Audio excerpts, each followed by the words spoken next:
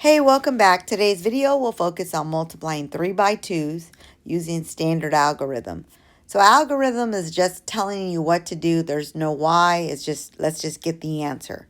So I got these problems from previous STAAR test questions in 5th grade.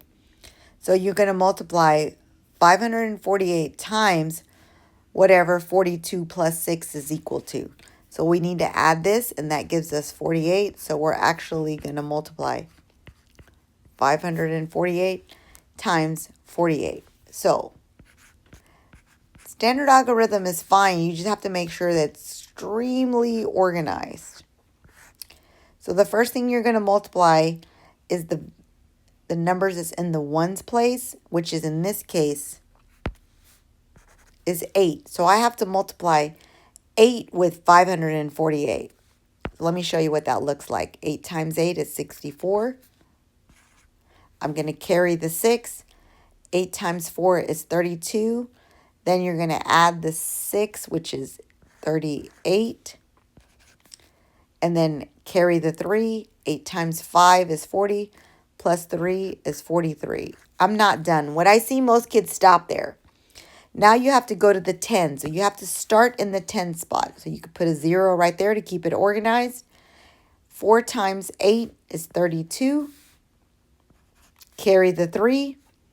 And so 4 times 4 is 16 plus 3 is 9. Carry the 1. 4 times 5 is 20. 20 plus 1 is 21. Now I'm going to add this. 4 plus 0 is 4. 8 plus 2 is 10. Carry the 1. 13. 5, 6, and then bring down the 2 because there's nothing in front of the 4, so it's like 0. Like now your answer is 26,304. Let's go to the next one. We're going to multiply 27 times 63, or 227 times 63.